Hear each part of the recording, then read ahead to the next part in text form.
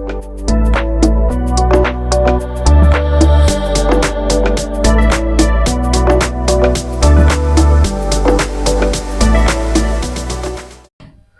guys, welcome to LTX classes UPSC. I'm your Manish Patwada, your daily Hindu analysis current affairs educator. Hope you all are doing good and okay. So మీ అందరూ బాగున్నారని ఆశిస్తున్నాను. Guys కొంచెం నిన్న Hindu analysis వెంటనే followed by budget వెంటనే evening economic survey చేయడం వల్ల కంప్లీట్గా ఎగ్జాస్ట్ అయిపోయాను. సో అందుకే వాళ్ళు కొంచెం మార్నింగ్ లెగలైపోయాను, ఎందుకంటే నేను ట్రావెల్ చేయాలి Vizianagaram to Visakhapatnam to deliver Hindu analysis. So దానివల్ల ఇవాళ రికార్డెడ్ వర్షన్ పెట్టేస్తున్నాను. Okay, I hope you all guys understand the situation. నేను నిన్న కాంప్రిహెన్సివ్గా బడ్జెట్ ఎకనామిక్ సర్వే హైలైట్స్ ఏవైతే ఉన్నాయో అన్నీ చెప్పున్నాను. మన ఎగ్జామ్కి ఎంతైతే కావాలో అంతవరకు చెప్పున్నాను. 2 hours 2 వీడియోస్ ఉన్నాయి, 4 hours. మీకు అన్ని కాన్సెప్ట్స్ క్లియర్ అయిపోతాయి. ఇంపార్టెంట్ ఏరియాస్ మీద స్ట్రెస్ చేస్తున్నాను. I request each and every one who is watching Hindu analysis to do watch budget and economic survey. So మన లైవ్ సెషన్స్లోనే వెళ్తే మీకు బడ్జెట్ అండ్ ఎకనామిక్ సర్వే ఉంటుంది. ఎల్టీఎక్స్ క్లాసెస్లో డైరెక్ట్గా అక్కడికి వెళ్తే మీకు బడ్జెట్ సర్వే ఉంటుంది. చూడండి, నోట్స్ రాసుకోండి. ఎకనామీ అనేది ఎట్లాంటి సబ్జెక్ట్ అంటే ఫస్ట్ టైం విన్నప్పుడు బాగానే ఉంది, ఇది ఈజీయే కదా సార్ చెప్తున్నారు అనిపిస్తుంది. వెళ్ళి మనం ఇంప్లిమెంట్ చేస్తే మనకు అర్థం కాదు. So it requires lot of revision అనమాట. సో ఆ వీడియోస్ని కంటిన్యూస్గా చూడండి, 2-3 సార్లు చూడండి, 2xలో పెట్టుకొని చూడండి, ప్రాబ్లం లేదు. Make full use of it, make full use out of it అనేసి నేను చెప్తాను అనమాట. మన ఎకనామిక్ సర్వేని బడ్జెట్ని కాంప్రిహెన్సివ్గా చెప్పాను. సో వాటితో పాటు నిన్న ఎవరెవరైతే అనాలిసిస్ కూడా వినలేదు, అనాలిసిస్ కూడా నేను చాలా వరకు 9 ఆర్టికల్స్ కవర్ చేశాను. చాలా important articles, mains articles, films articles cover చేశాను. So I request each and every one to do watch budget and survey. So ఈ రెండు వాచ్ చేయండి. And we are entering 6th month of our Hindu analysis. మన Hindu analysis start చేసి ఇది 6th month. We have completed 5 months. 5 months complete చేసేసాం. We are entering 6th month. I'm very happy. So మీకు ఎట్లా Hindu analysis provide చేయడం, ఇంత కాంప్రిహెన్సివ్గా సైంటిఫిక్ వేలో ప్రొవైడ్ చేయడం, so it is a challenging task, but I'm liking it. ఎందుకంటే humans are meant to take challenges. So మనం ఛాలెంజెస్ తీసుకున్నప్పుడే మనం కూడా గ్రో అవుతామని నేను భావిస్తున్నాను. సో హిందూ అనాలిసిస్ చేయడం వల్ల నా యొక్క నాలెడ్జ్ ఫ్రంటియర్స్ కానీ నా యొక్క అండర్స్టాండింగ్స్ కూడా చాలా వరకు మారినాయి. అవి ఇంకా మారుతాయి. ఇంకా మీ యొక్క అండర్స్టాండింగ్ ఫ్రంటియర్స్, హారిజాన్స్ మారాలని ఆశిస్తున్నాను. So with this will start our analysis.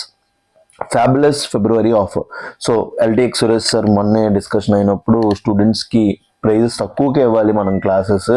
So వాళ్ళు చాలామంది పూర్ స్టూడెంట్స్ ఉన్నారు, కొనుక్కుందాం అనుకుంటున్నారు. ప్రైజెస్ మరీ ఎక్కువైతే వాళ్ళు కొనుక్కోలేకపోతున్నారు. ఇప్పటికే మనం మార్కెట్తో పోలిస్తే చాలా తక్కువ ప్రైస్కి ఇస్తున్నాం, ఇంకా తక్కువ ప్రైస్కి మనం ఇవ్వాలి అని ఆలోచించి ఫ్యాబులస్ ఫిబ్రవరి ఆఫర్ తీసుకొచ్చారు. సో ప్రైజెస్ అనేవి అట్లానే ఉంటాయి, but you will get offers అనమాట. ఈ ఫ్యాబులస్ ఫిబ్రవరి ఆఫర్ ఏంటంటే flat 20% offer on all courses across the app. మీరు యాప్లో 49 రూపీస్ కోర్స్ నుంచి 1 lakh రూపీస్ కోర్స్ వరకు ఏ కోర్స్ అయినా పర్చేస్ చేసుకోండి. మీకు ప్రతి కోర్సు కూడా మీకు 20% ఆఫ్తో వస్తుంది అనమాట. ఇలాంటి ఒక ఆఫర్ అనేది చాలా లిమిటెడ్ ఇన్స్టిట్యూషన్స్లో ప్రొవైడ్ చేస్తారు.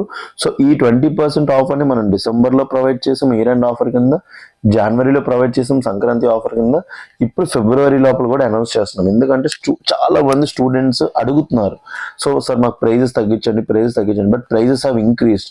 సో ఆ ప్రైజెస్ని తగ్గించడం ఎలా అని ఆలోచించినప్పుడు మీకు ఇంకొకసారి ఆపర్చునిటీ ఇద్దాం, చాలా మంది కోర్సెస్ కొనుక్కుందాం అనుకుంటున్నారని మీ అందరి కోసం ఫ్యాబులస్ 20% ఆఫర్ తీసుకొచ్చాం.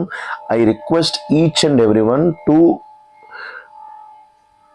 Utilise this course. ఎందుకంటే ఈ ఆఫర్ అనేది మనకి February 28th వరకే ఉంది. తర్వాత ఈ ఆఫర్ వ్యాలిడ్లో ఉండదు అనమాట. సో దానికి ముందే ఎవరెవరైతే కోర్సెస్ కొనుక్కుందాం అనుకుంటున్నారో you all guys can purchase అనమాట. దీనివల్ల బెనిఫిట్ ఏంటంటే కోర్సెస్ అనేవి బాగా తక్కువ రేట్కి వస్తాయి.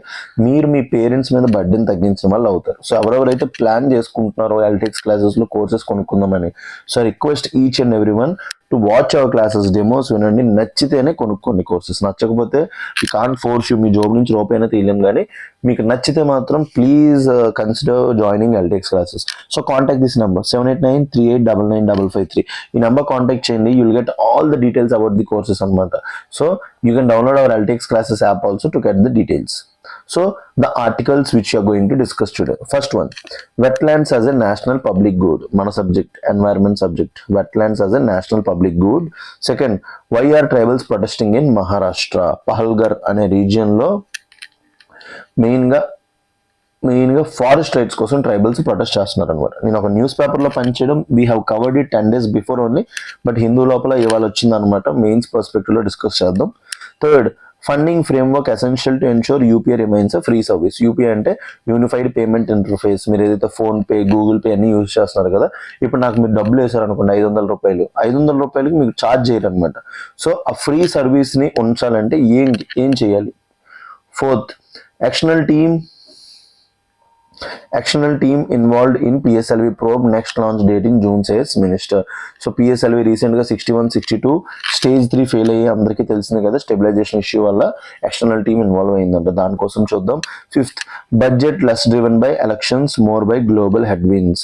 సో మన బడ్జెట్ ఏదైతే ఉందో నిన్నే చెప్పారనమాట, పీపుల్ ఓవర్ పాపులిజం. అంత బడ్జెట్లో ఉంది చూసుకోండి, పీపుల్ ఓవర్ పాపులిజం. సో 10 మంది ఇష్టపడుతున్నారని చేసేదానికన్నా 10 మందికి మంచి చేద్దామని బడ్జెట్ ఫిక్స్ అయిందనమాట. పీపుల్ ఓవర్ పాపులిజం అనే కాన్సెప్ట్తో వచ్చింది. సో అందుకే గ్లోబ్లో ట్రేడ్లో ప్రాబ్లమ్స్ ఉన్నాయి, ఏమన్నా వాటికి సంబంధించి బడ్జెట్ లింక్ చేసుకున్నారు తప్ప పీపుల్ ఇది అడుగుతున్నారని ఇచ్చడం అనేది లేదు. Sixth, US tariffs on India reduced to 18%, says Modi and Trump. So మన మీద 50% టారిఫ్స్ ఉన్నాయి కదా, అవి కూడా ఇప్పుడు ఎంతకు వచ్చాయంటే 18%కి వచ్చాయంట. సో ఇది ఇండియాకి పాజిటివ్ సైన్, ఎందుకంటే ఇండియాకి యూఎస్తో ట్రేడ్ సర్ప్లస్ ఉంది. సో ఎన్ని ఆర్టికల్స్ కూడా మనం ఇవాళ డిస్కస్ చేద్దాం. We will discuss each and every article that is present in this. So ఈ ఆర్టికల్స్ అన్నింటినీ మీరు కాంప్రిహెన్సివ్గా మీకు నేర్పిస్తాను. సో ఈ ఫ్యాబులస్ 20% ఆఫర్లో మన flagship course UPSC infinity course, you will get every class live plus recorded. So ఇక్కడ మీకు దొరికేవి ఏంటంటే జిఎస్ ప్రిలిమ్స్ ప్లస్ మెయిన్స్. ఏంటి జిఎస్ ప్రిలిమ్స్ ప్లస్ మెయిన్స్ రెండు కూడా టాప్ లెవెల్ ఫ్యాకల్టీ చేత ఎవరెవరైతే యూపీఎస్సీ మెయిన్స్ ఇంటర్వ్యూ వరకు వెళ్ళారో వాళ్ళ చేత టీచ్ చేయించబడుతుంది. జిఎస్ ప్రిలిమ్స్ ప్లస్ మెయిన్స్ రెండు కూడా మీకు వస్తాయి. Next NCERT foundation. ఏ టాపర్ వీడియో చూసినా ఏం చూసినా వాళ్ళందరూ ఏం చెప్తారు, we started our preparation from NCERTs అంటారు.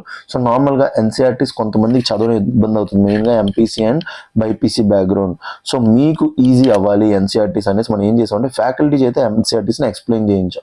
సో మీరు హ్యాపీగా ఎన్సీఆర్టీ పక్కన పెట్టుకొని ఆ క్లాసెస్ వింటూ ఉంటే మీకు ఫౌండేషన్స్ అనేవి బాగా స్ట్రాంగ్గా బిల్డ్ అవుతాయి అనమాట.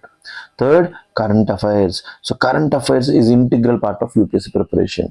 Prelims, mains, interview, you name it, you have it. Current affairs ప్రతి దాంట్లో ఇంటిగ్రల్ పార్ట్ అయిపోయింది. బట్ ఇప్పుడు ఇంకా now the world is very rapidly changing. చూస్తున్నారు కదా, ట్రంప్ మొన్నటి వరకు 50% టారిఫ్ అన్నాడు, ఇప్పుడు 18% టారిఫ్ అంటున్నాడు. సో ఇలాంటి ఒక డైమెన్షన్లో మనం ఉన్నప్పుడు current affairs place and integral part. అలాంటి దాంట్లో హిందూ అనాలిసిస్, ద ప్రెస్టీజియస్, అది నేను డీల్ చేస్తున్నాను. Manish sir, Karthik sir, PIB event reviews, press information bureau event reviews చేస్తున్నారు. And I'm also going to take current affairs, PD365 current affairs నేను తీసుకోబోతున్నాను.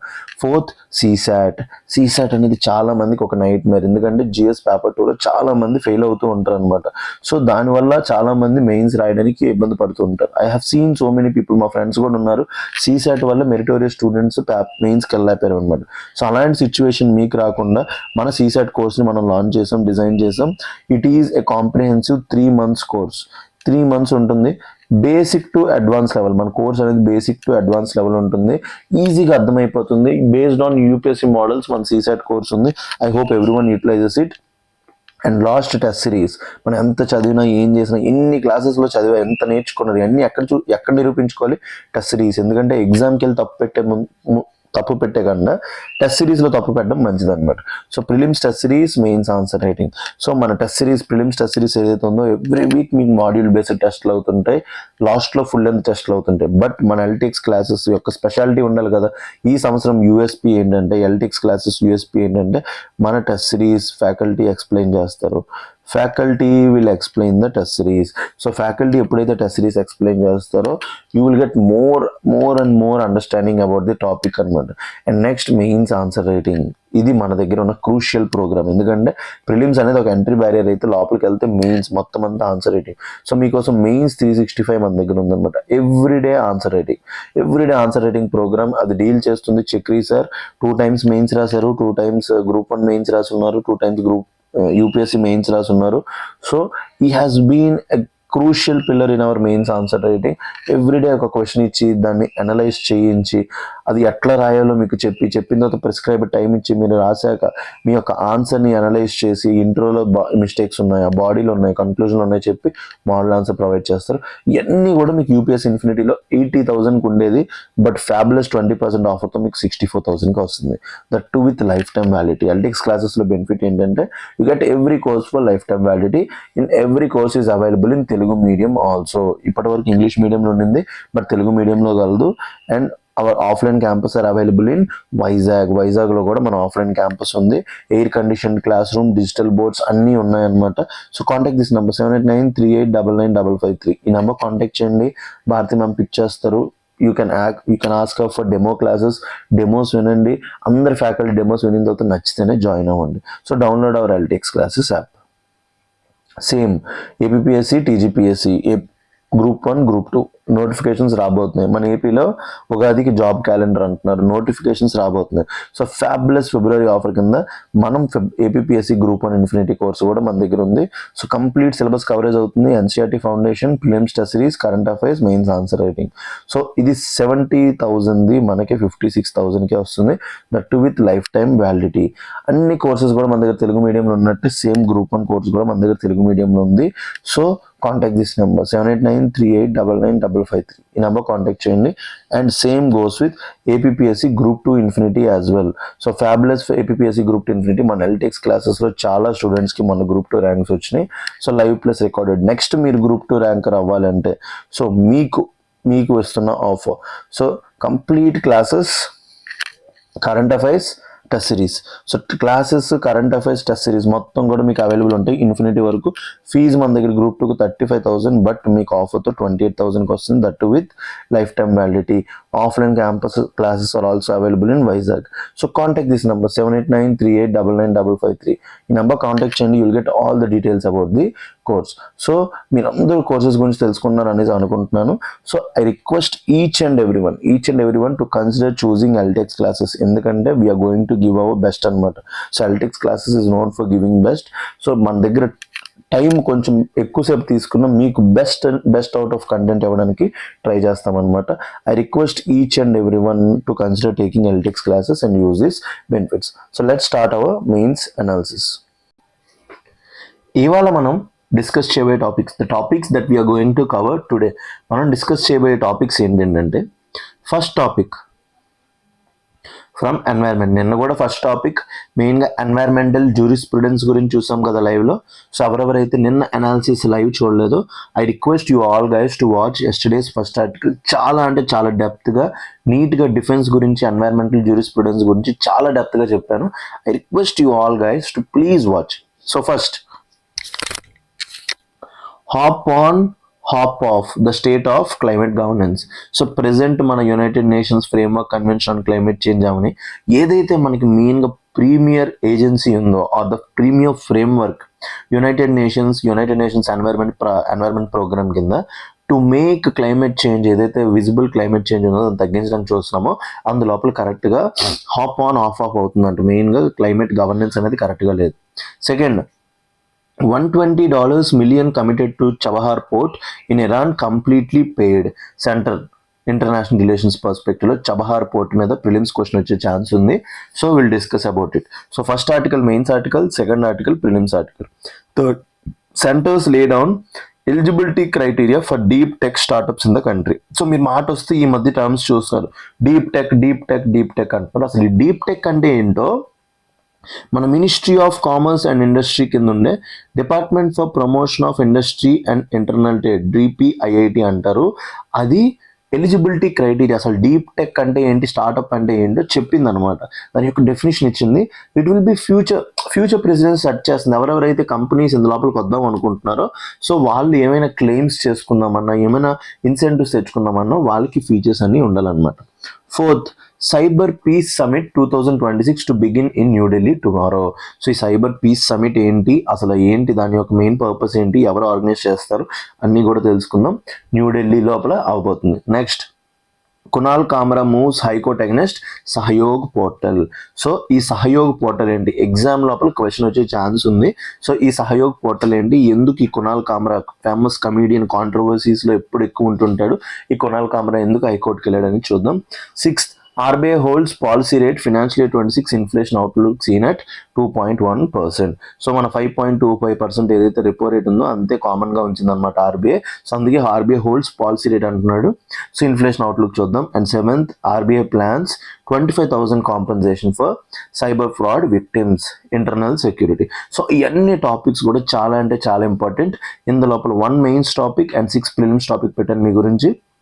So I request each and every one to make notes of it. ఎందుకంటే సహయోగ్ portal కానీ, మన RBI policy rate కానీ, cyber peace summit కానీ, deep tech startups కానీ అన్నీ కూడా న్యూస్లో ఉన్నాయి. ఇవన్నీ కూడా క్వశ్చన్స్ వచ్చే ఛాన్స్ ఉంది. వీటి మీద మనకి క్లారిటీ రావడం అనేది చాలా అంటే చాలా అవసరం అనమాట.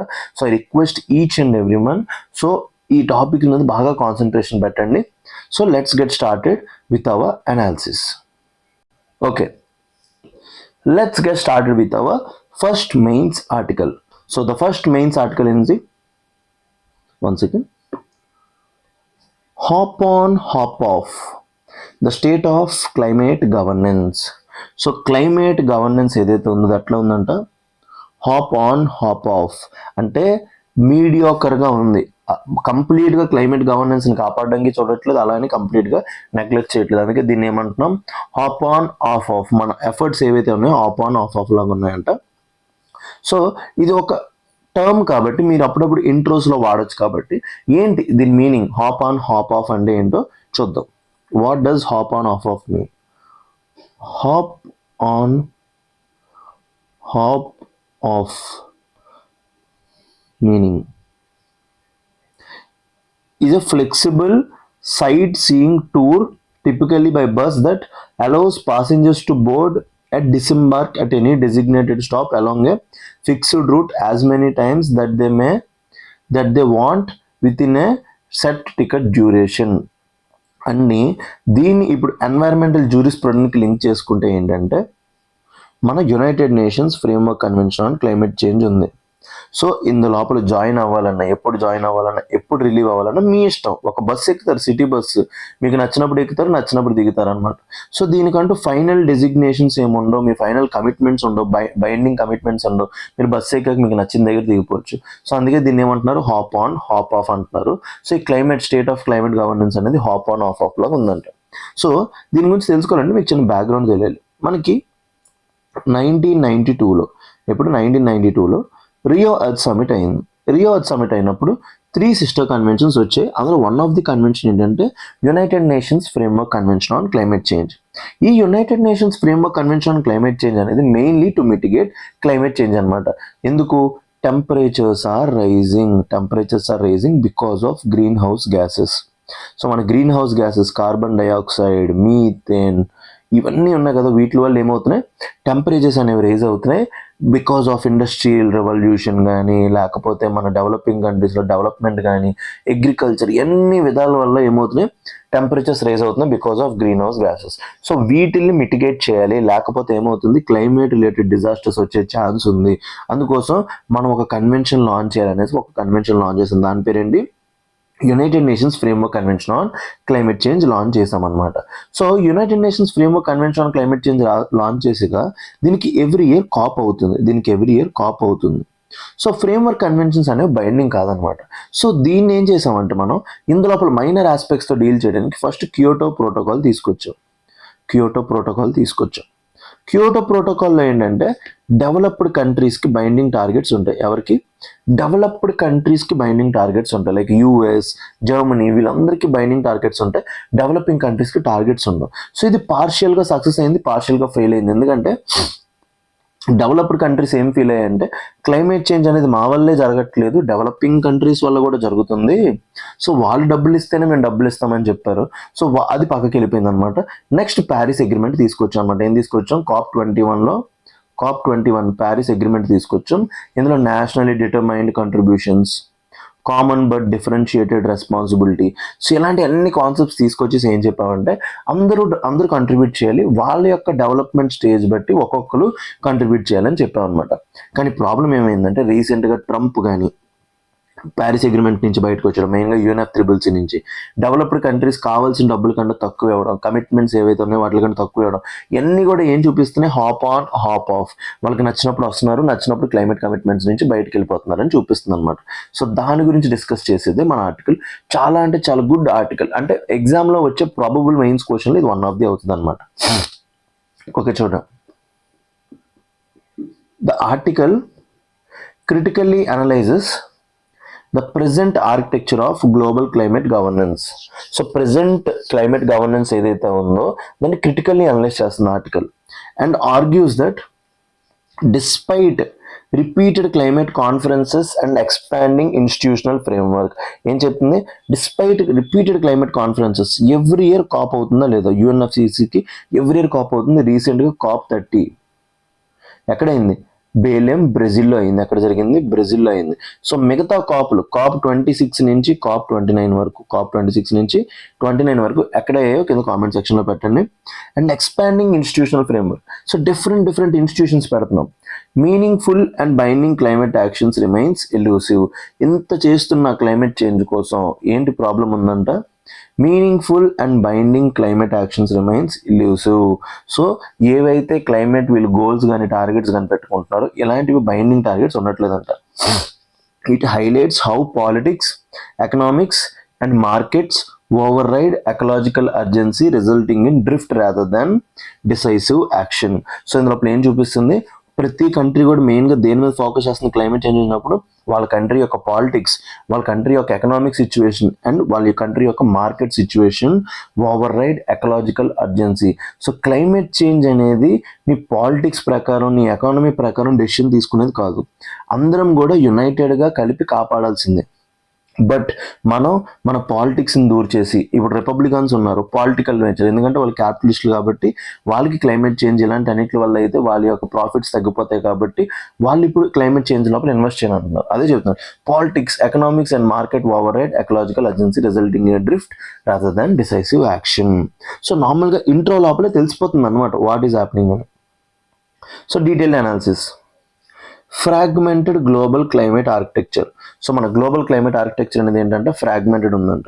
So global climate governance resembles hop on hop off system with parallel tracks. Hop on hop off అంటే ఏం చెప్పాం, నచ్చినప్పుడు ఎక్కుతాం, నచ్చినప్పుడు దిగుతాం. ఎగ్జాంపుల్ ఏంటి మీకు చెప్పాను, UNFCCC ఇందులో క్యోటో ప్రోటోకాల్ ఉంది, ప్యారిస్ అగ్రిమెంట్ ఉంది. ఇక్కడ అదే చెప్తున్నారు చూడండి, CMP conference of member parties, Kyoto protocol and CMA Paris agreement operate without clear binding destination. So ఎక్కడ కూడా మనకి బైండింగ్ టార్గెట్స్ ఉండవు, either it may be Kyoto protocol or Paris agreement. Paris అగ్రిమెంట్లో ఏం చెప్తారు, we want to restrict global rise of temperature to 2 degrees if possible 1.5 degrees అంటున్నారు, కానీ binding లేదు. నువ్వు పక్కాగా ఈ పని చేయాలి, ఈ కంట్రీ నువ్వు ఈ పని చేయకపోతే అవ్వదు అని చెప్పేది ఎక్కడా లేదనమాట. There is no enforceable obligation to reach the stated climate goals. Stated climate goals ఏంటి, to restrict global increase in climate temperature అంతా 2 degrees centigrade or if possible 1.5 degrees centigrade compared to preindustrial era తో పోలిస్తే ఎంత తగ్గిద్దాం అనుకుంటున్నాం, 2 degrees are 1.5 degrees ఏదైతే ఉందో దానికి ఆపుదాం అనుకుంటున్నాం కదా. There is no enforceable obligation. Enforceable obligation అనేది లేదనమాట. Politics dominating climate action. మెయిన్గా మన క్లైమేట్ యాక్షన్ లోపలికి ఎవరు వస్తున్నారు, పాలిటిక్స్. ఎగ్జాంపుల్ మీ అందరికీ చెప్పాలంటే, ఊరు లోపల ఒక ప్లే గ్రౌండ్ కడదాం అనుకుంటున్నాం, ఊరు లోపల ఒక ప్లే గ్రౌండ్ పెడదాం అనుకుంటున్నాం. ప్లే గ్రౌండ్ ఎందుకు పెడదాం అనుకుంటున్నాం, ఫ్యూచర్ ఎవరైతే చిల్డ్రన్ ఉన్నారో లేకపోతే ఓల్డ్ ఏజ్ పీపుల్ ఉన్నారో వాళ్ళందరూ వాళ్ళకి కొంత రిలాక్సేషన్, ఆస్థెటిక్ వ్యూ, వాళ్ళు వచ్చి ఆడుకోవడానికి, వాళ్ళ ఫిజికల్ ఫిట్నెస్ గురించి. ఈ ప్లే గ్రౌండ్ పెట్టాలంటే ఊర్లో ఉన్న అన్ని కమ్యూనిటీస్ సపోర్ట్ కావాలి. సో 2 communities ఉన్నాయి, ఒక కమ్యూనిటీకి ఒక కమ్యూనిటీ అంటే పడదు. ప్లే గ్రౌండ్ అనేది మంచిదని 2 communitiesకి తెలుసు, బట్ ఈ కమ్యూనిటీ ఇనిషియేటివ్ తీసుకుంటే ఈ కమ్యూనిటీ అపోజ్ చేస్తుంది, ఈ కమ్యూనిటీ ఇనిషియేటివ్ తీసుకుంటే ఈ కమ్యూనిటీ అపోజ్ చేస్తుంది. అంటే ఏమైంది ఇక్కడ, ఒక థింగ్ అనేది గుడ్, అది పక్కాగా జరగాలి, కానీ జరగకుండా ఏమి వస్తున్న మధ్యలోకి పాలిటిక్స్. అదే చెప్తున్నారు చూడండి, national interest consistently override global climate urgency.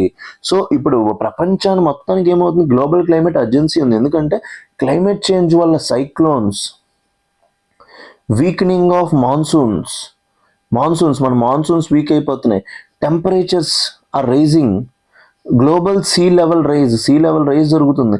ఇన్ని జరుగుతున్నప్పుడు ఈ క్లైమేట్ అర్జెన్సీని కూడా ఏది దాటేస్తుంది, నేషనల్ ఇంట్రెస్ట్ అంటే ఏంటి, literally is talking about politics. So country యొక్క పాలిటిక్స్ అనేవి ఈ యొక్క దాన్ని దాటేస్తున్నాయి అనమాట.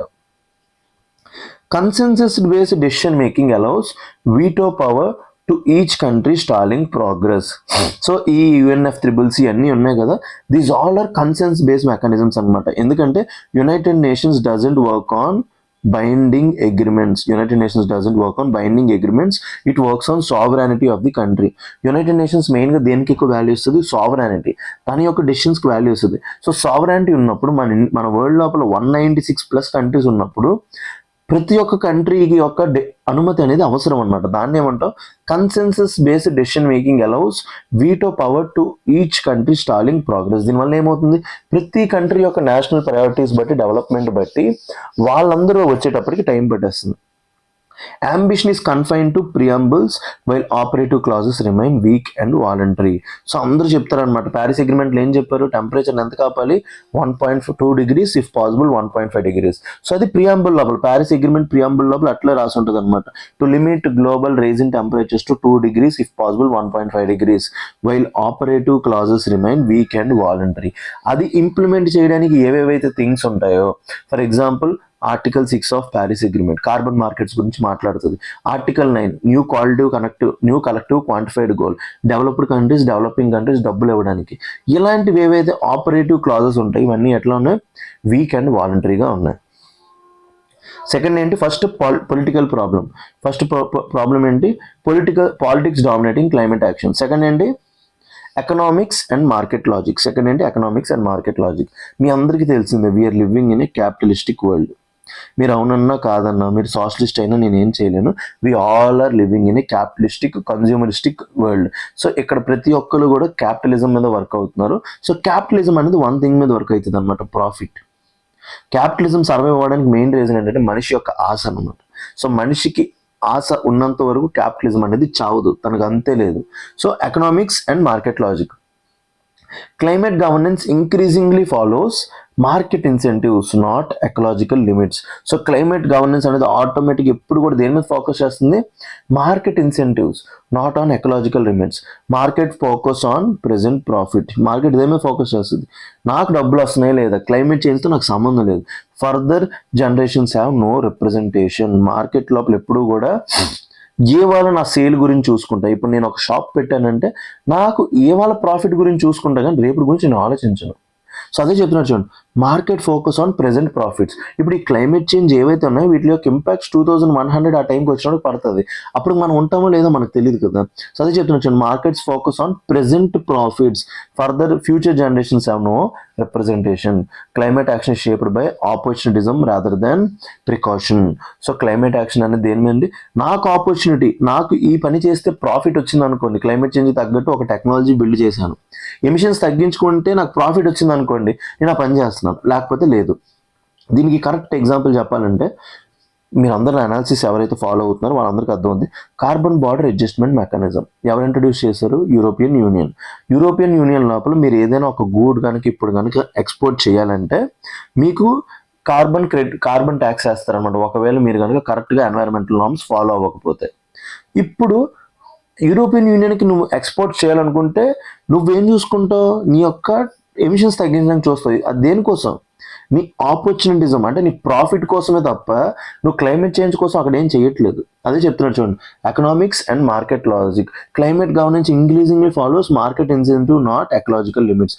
ఈ కార్బన్ బార్డర్ అడ్జస్ట్మెంట్ మెకానిజం ఉంది కాబట్టే నువ్వు కొత్త టెక్నాలజీ ఇంట్రడ్యూస్ చేస్తున్నావు క్లైమేట్ ఎమిషన్స్ తగ్గించడానికి. అంతే తప్ప ఏదో ప్రపంచాన్ని కాపాడేద్దాం, నేను ఎమిషన్స్ తగ్గిస్తే ఫ్యూచర్లో అందరూ బాగుంటారు అనేది ఉండదు. అందుకే చెప్తాడు market focus on present profits.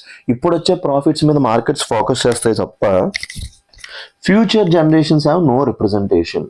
Next, marginalisation of ordinary citizens. Next concept ఏంటి, marginalisation of ordinary citizens. Climate change remains abstract until it manifests as disasters. And climate change remains abstract until it manifests as disasters. So climate change అనేది ఏంటి, ఒక abstract concept. ఇప్పటి వరకు ఒక disaster వచ్చినంత వరకు citizens are treated as victims, not stakeholders, reducing political pressure. So ఇప్పుడు అదే చెప్తున్నాను చూడండి, ఇప్పుడు ఒక మోడీ వెళ్తున్నాడు అనుకోండి, సిటిజన్స్ని ఎట్లా చూస్తున్నాడు, ఒక స్టేక్ హోల్డర్స్ లాగా చూసినప్పుడు మోడీ యొక్క డెసిషన్స్ అనేవి ఇప్పుడు పీపుల్ కూడా స్టేక్ హోల్డర్సే. ఇప్పుడు ఏదైనా ఒక థింగ్ జరిగిందంటే నా పవర్ పోతుంది, లేకపోతే నా గవర్నమెంట్కి ఇబ్బంది అవుతుంది అని ఆలోచిస్తే పర్లేదు.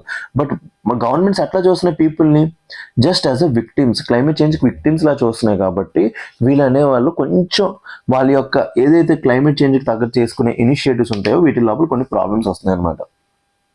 Immediate livelihood concerns over shadow long term climate risks. So అదే చెప్తున్నా చూడండి, ఇప్పుడు అగ్రికల్చర్ ఉంది మన ఇండియా లోపల.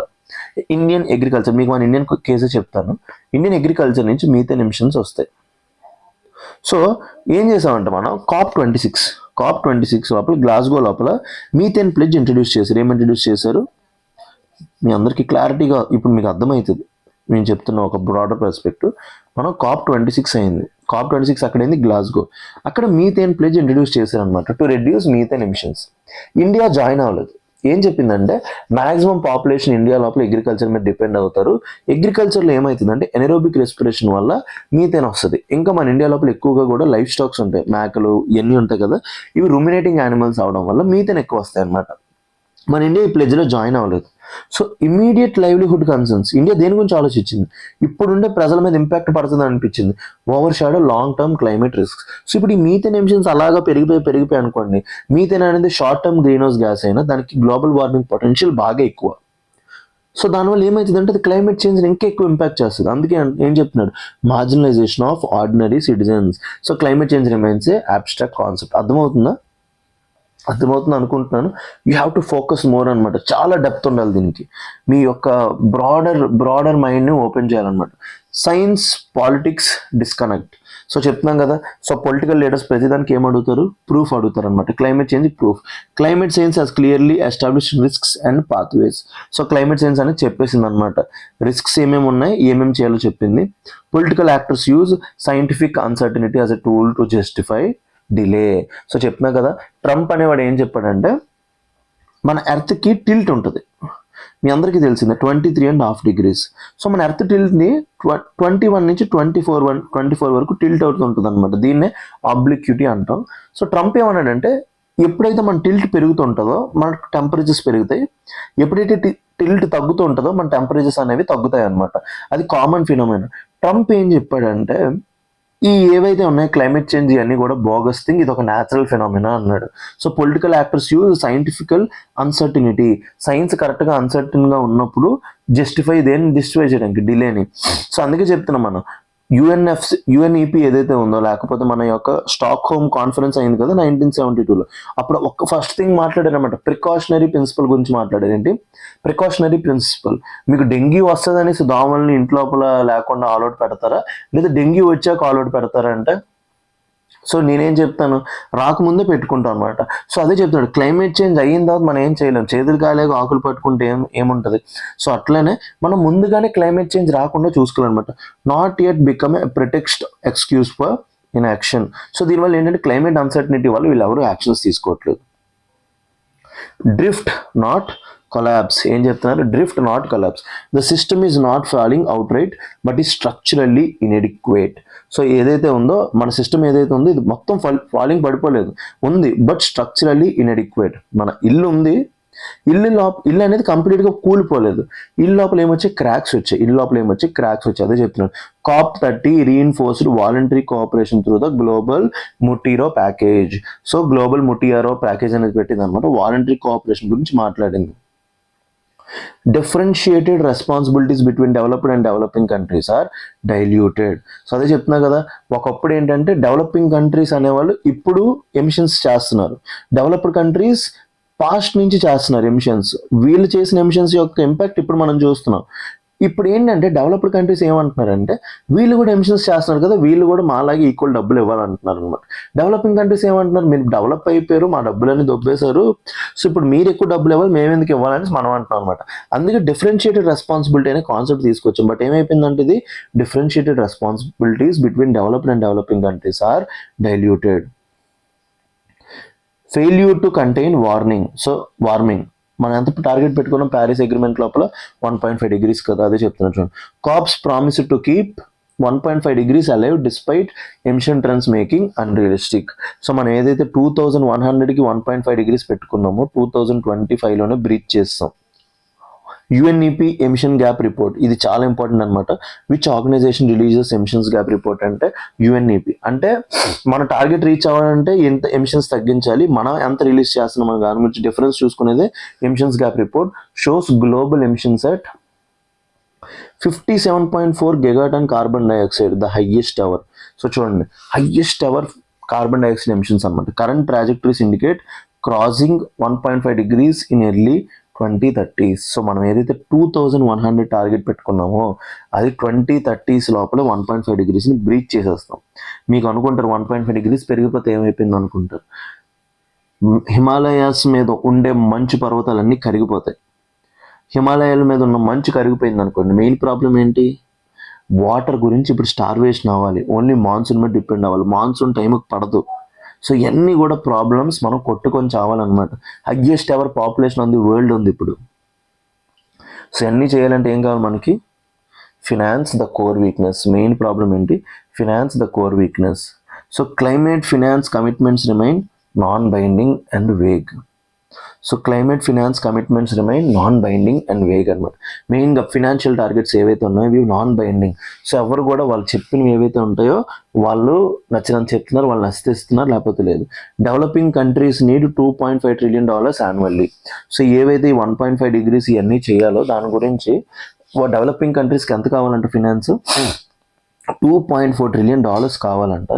But current flows are under 400 billion. మనం అడుగుతుందంతా 2.4 trillion annually.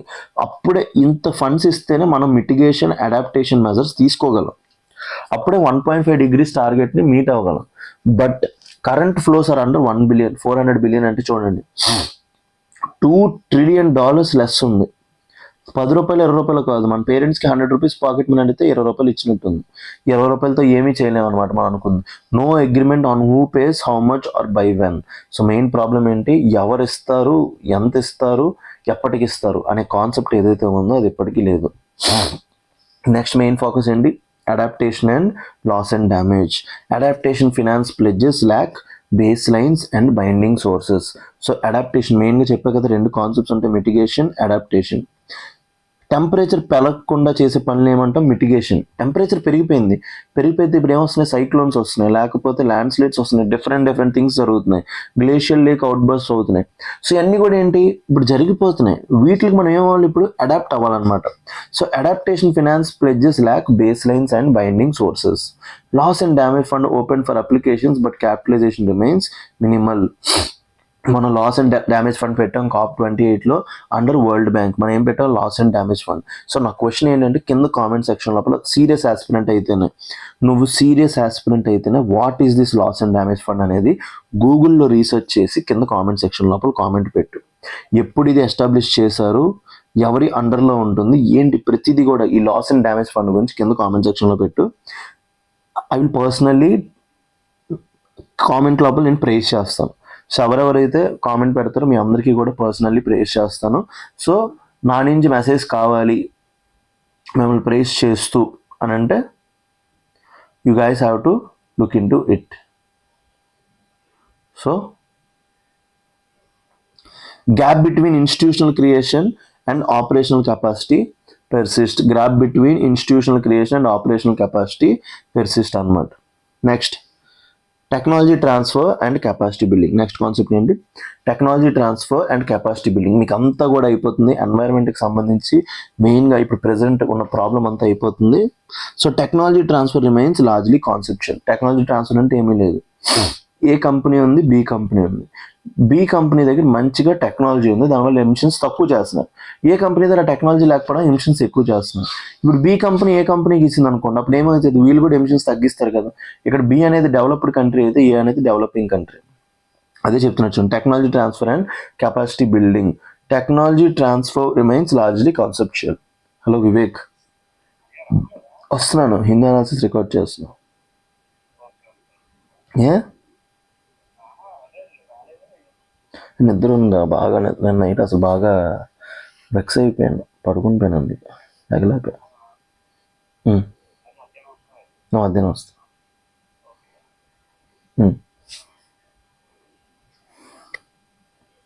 Technology transfer remains largely conceptual.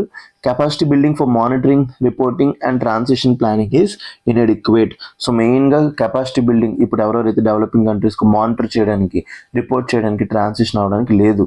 Just transition rhetoric is not backed by financial or legal commitments. So just transition అంటే అందరూ ట్రాన్సిషన్ అవ్వడానికి వితౌట్ పెయినింగ్ అనమాట. ఇప్పుడు developing countries ఉన్నాయి, developing కంట్రీస్కి developmental needs ఉంటాయి, వాళ్ళ ఎడ్యుకేషన్ చూసుకోవాలి, వాళ్ళ హెల్త్ చూసుకోవాలి, వాళ్ళ పీపుల్ యొక్క సోషల్ సెక్యూరిటీ చూసుకోవాలి, సెకండ్ క్లైమేట్ చేంజ్ని కూడా చూసుకోవాలి.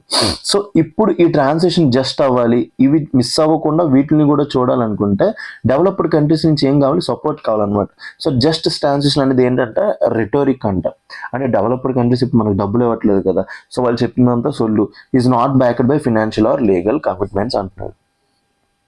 Next widening actions gap. ఏంటి widening action gap? More frameworks, platforms and indicators are created without action. So ప్రతిదీ కూడా ఫ్రేమ్వర్క్స్ కానీ ప్లాట్ఫామ్స్ ఏవైతే మనం క్రియేట్ చేస్తున్నామో అన్నీ కూడా వితౌట్ యాక్షన్, యాక్షన్ సంబంధం లేకుండా క్రియేట్ చేస్తున్నాం. Next the gap between climate needs and political delivery continues to widen. So మన ఏదైతే క్లైమేట్ నీడ్ ఏదైతే ఉందో, పొలిటికల్ డెలివరీ ఏదైతే ఉందో, సో మనకి నీడ్ ఎంత 1.5 degrees, 1.5 degreesకి టెంపరేచర్ని ఆపాలి. సో ఇప్పుడు political delivery continues to widen అంటే పాలిటికల్ ఎవరైతే లీడర్స్ ఉన్నారో వీళ్ళెవరూ కూడా దీన్ని సపోర్ట్ చేయట్లేదు. Next UNFCCC remains the only inclusive forum but its effectiveness is limited.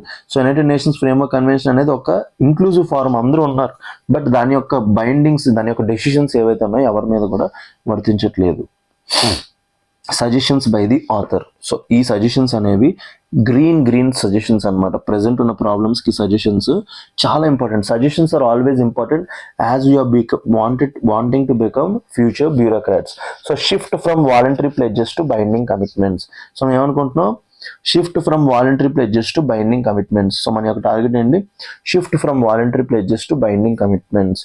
So voluntary వద్దు, ఇంత చేస్తాం అంత చేస్తాం అనేది వద్దు, బైండింగ్ కమిట్మెంట్స్ కనండి. ఎంత ఇస్తారో చెప్పండి, ఎప్పుడు ఇస్తారో చెప్పండి, ఎవరు ఇస్తారో చెప్పండి.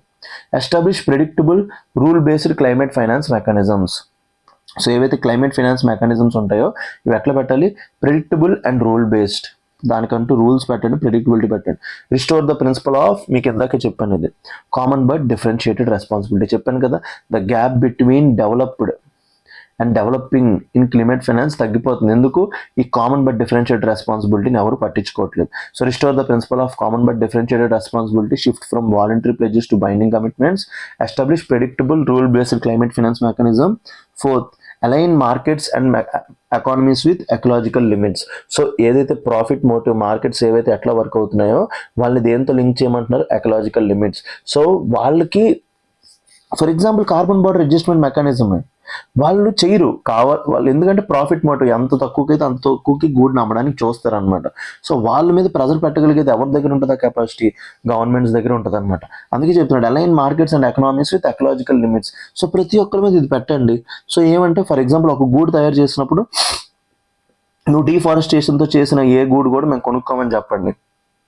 సో అప్పుడు ఏమవుతుంది, అలైన్ మార్కెట్, అప్పుడు ఎకలాజికల్ లిమిట్స్తో అది అలైన్ అయినప్పుడు మనం ఏదైతే క్లైమేట్ టార్గెట్స్ ఉంటాయి అవన్నీ కూడా రీచ్ అవుతాం. Next, strength and accountability for mitigation, adaptation and loss and damage. So మెయిన్గా mitigation targets, adaptation targets, loss and damage ఏదైతే మాట్లాడామో వాటికి అకౌంటబిలిటీ పెంచాలన్నమాట. సో ఇవన్నీ కూడా గుడ్ సొల్యూషన్స్. సో మెయిన్గా వాలంటరీ ప్లెడ్జెస్ నుంచి బైండింగ్ కమిట్మెంట్స్కి రావాలి. Next, predictability in climate finance లోపల ప్రెడిక్టబిలిటీ తీసుకుని రావాలి.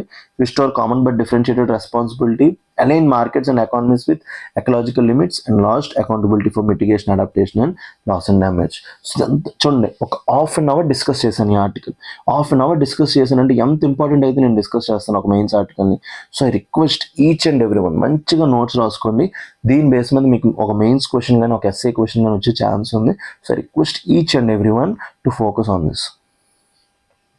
So UPSC mains question, critically examine the structural weakness of global climate governance. So చెప్తున్నాం కదా, ప్రెసెంట్ స్ట్రక్చరల్ వీక్నెసెస్ ఏమేమి ఉన్నాయి అంటే ప్రతిదీ కూడా మీరు మెన్షన్ చేయాలన్నమాట. సో ఫస్ట్ ఏంటి, ఫ్రాగ్మెంటెడ్ గ్లోబల్ క్లైమేట్ ఆర్కిటెక్చర్ కరెక్ట్గా లేదు. క్యోటో ప్రోటోకాల్ ఉంది, ప్యారిస్ అగ్రిమెంట్ ఉంది, ఎన్ఫోర్సబుల్ ఆబ్లిగేషన్స్ లేవు. పొలిటికల్లీ డామినేటింగ్ క్లైమేట్ యాక్షన్ లోపల పాలిటిక్స్ ఎక్కువ ఉంది. ఎకనామిక్స్ అండ్ మార్కెట్ లాజిక్, మెయిన్గా మార్కెట్ ఇన్సెంటివ్తో డ్రివెన్ అవుతున్నాయి, not ecological limits. Marginalisation of ordinary citizens stakeholders కింద చూడట్లేదు, విక్టిమ్స్ లా చూస్తున్నారు. సైన్స్ పాలిటిక్స్ డిస్కనెక్ట్, మెయిన్గా సైన్స్ ఏదైతే ఉందో అందులోపల అన్సర్టనిటీ ఉండడం వల్ల డెసిషన్స్ తీసుకోవట్లే, డ్రిఫ్ట్ అవుతున్నారు. అంటే వాళ్ళు ఏదైతే చెప్తున్నారు వాటిలో వాలంటరీ చేస్తున్నారు. ఫెయిల్యూర్ టు కంటైన్ వార్మింగ్, ఎవరు కూడా ఫెయిల్యూర్ అయిపోతుంది. ఫినాన్స్ ద కోర్ వీక్నెస్, మెయిన్గా డబ్బులు కావాలి, $2.4 trillion కావాలంటే జస్ట్ 400 billion ఇస్తున్నారు. అడాప్టేషన్, లాస్ అండ్ డ్యామేజ్ మీద ఫోకస్ చేయట్లే. Technology transfer and capacity building, వీటి మీద అస్సలు ఫోకస్ చేయట్లేదు. Widening action gap. సో ఇవన్నీ కూడా ఫోకస్ చేస్తూ మీ ఆన్సర్ రాయాలి. Why the gap between climate ambition and action continue to widen despite decades of negotiation. అన్ని రీజన్స్ అనమాట. వై అని అడిగాడు కాబట్టి అన్ని రీజన్స్ రాసి కింద సజెషన్స్ బై ది ఆథర్ రాస్తే అవి మీ సజెషన్స్ కింద you will get maximum marks out of this question. ఒక ఆర్టికల్ని నేను 30 minutes డిస్కస్ చేశానంటే అది చాలా చాలా ఇంపార్టెంట్ అయితేనే డిస్కస్ చేస్తాను. So I request each and every one to take a notes on it. ఈ నోట్స్ మంచిగా తీసుకొని right a good answer. So let's dive into our prelims article. Okay, let's dive into our prelims articles. So let's dive into our prelims articles. మన prelims articles ని comprehensive గా చూసుకుందాం. So first article, $120 million committed to Chabahar port in Iran completely paid. ఎవరు చెప్తున్నారు? Central government ఏం చెప్తుంది, మనం ఎంత వాళ్ళకి కమిట్మెంట్ ఉన్నామంట, $120 million కమిట్మెంట్ ఉన్నామంట చబహార్ పోర్ట్ కోసం ఇరాన్కి, కంప్లీట్గా పే చేసేసామంట. ఓకే, చూద్దాం రండి.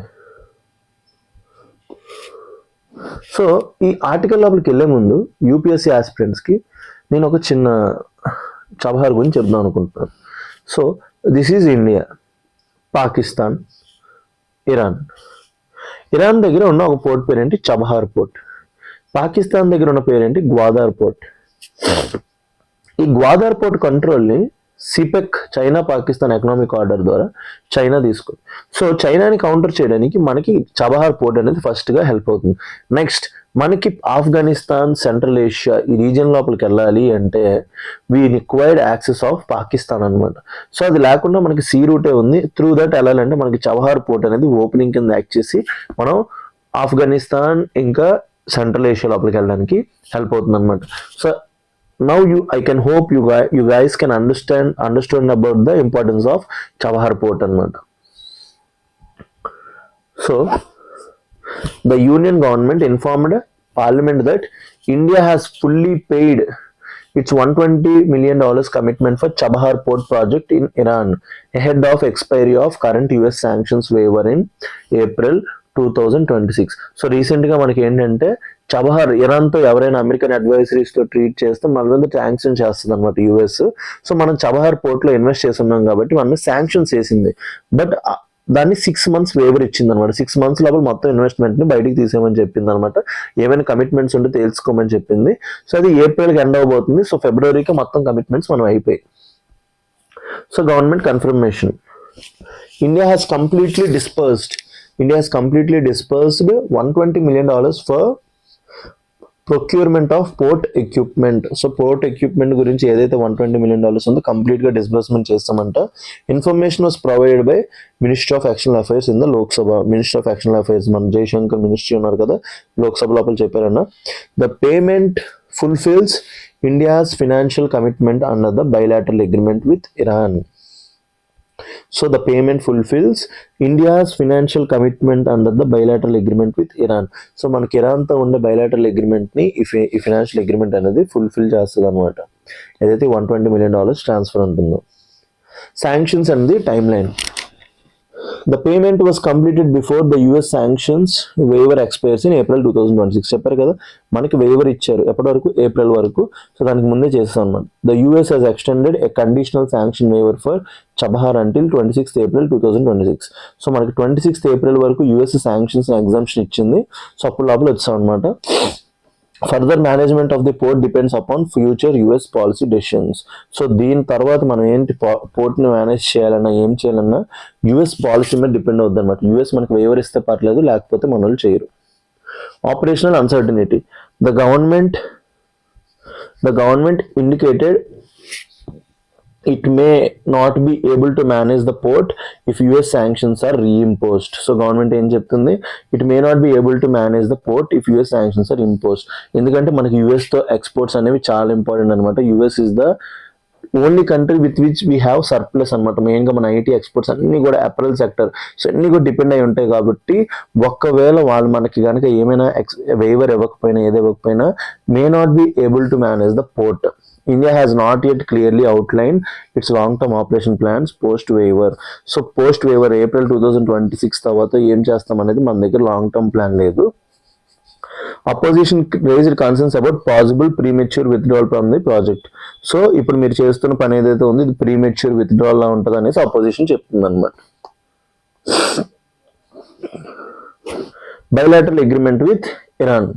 India's commitment arises from 10-year MOU signed in May 2024 with Iran.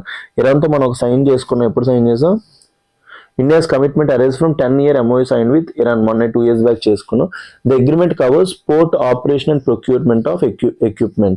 So ఇందు లోపల 2 things ఉన్నాయండి. ఏంటి? ఫస్ట్ పోర్ట్ ఆపరేషన్ ఒకటి ఉంది, ఇంకొకటి ప్రొక్యూర్మెంట్ ఆఫ్ ఎక్విప్మెంట్ ఉందన్నమాట. 2 things ఉన్నాయి. The payment avoids delays that could have arisen from prolonged negotiations. So ఈ పేమెంట్ ఏదైతే ఉందో ఈ డిలేస్ని ఇది ఆపేసింది అనమాట. Diplomatic engagement. India remains engaged with US and other stakeholders regarding implications of the sanctions. ఈ శాంక్షన్స్ వల్ల ప్రాబ్లమ్స్ ఏంటనేది అందరు స్టేక్ హోల్డర్స్తో ఇండియా అనేది టైం టు టైం మాట్లాడుతుంది. The ministry of external affairs stated that discussions are ongoing to address future developments. So ఫ్యూచర్లో ఏమవుతుందో అంతా తెలుసుకోవడానికి ఇంకా డిస్కషన్స్ జరుగుతున్నాయి. Chabahar continues to be treated as a project with strategic and regional importance. చెప్పా కదా, మనం సెంట్రల్ ఏషియా కనెక్ట్ అవ్వాలన్నా, ఆఫ్ఘనిస్తాన్ కనెక్ట్ అవ్వాలన్నా, చైనాని కౌంటర్ చేయాలన్నా స్ట్రాటజికల్గా Chabahar is very important for India. ఎందుకంటే పక్కనే గ్వాదార్ పోర్ట్ ఉంది, that is under the control of China. So minister of external affairs oversees India's engagement on the Chabahar port project. Balances India's strategic interest with evolving international sanction regimes.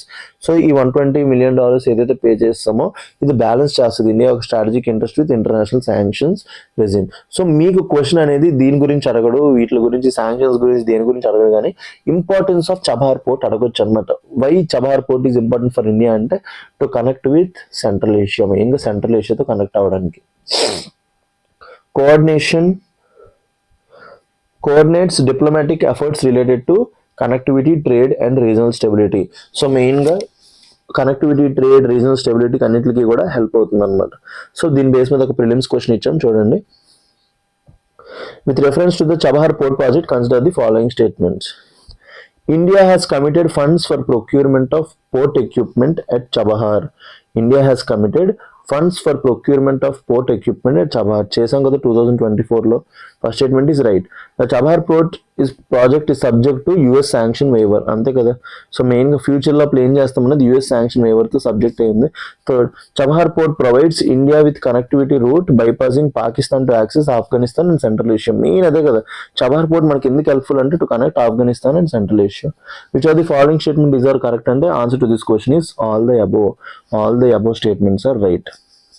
So questions కూడా ఎప్పుడు కూడా ఎంత ఈజీగానే వస్తే, నాకు ఎందుకో last statement చాలా important. మెయిన్గా ఆఫ్ఘనిస్తాన్కి సెంట్రల్ ఏషియా కనెక్ట్ అవ్వడానికి చబహార్ పోర్ట్ అనేది చాలా అంటే చాలా అవసరం మనకి. So let's dive into next article.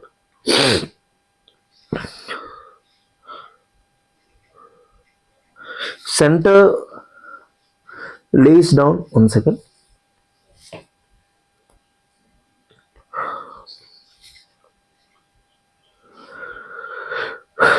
Center lays down eligibility criteria for deep tech startups in the country.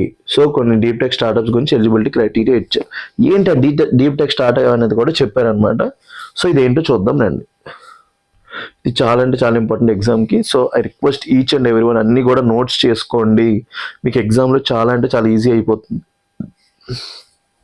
The center has officially defined what constitutes deep tech startups. So మాట వస్తే మీరు ఎకనామిక్ సర్వే చూసినా, budget చూసినా, ఎవరు చూసినా deep tech startup అంటున్నారు. అసలు ఏంటి డీప్ టెక్ స్టార్టప్ అని చెప్పింది అనమాట. Through a gazetted notification, government notification issued by the Department of Promotion of Industry and Industrial Trade. So మెయిన్గా DPIIT, department for promotion of industry and industrial trade నుంచి, internal trade నుంచి చెప్పింది.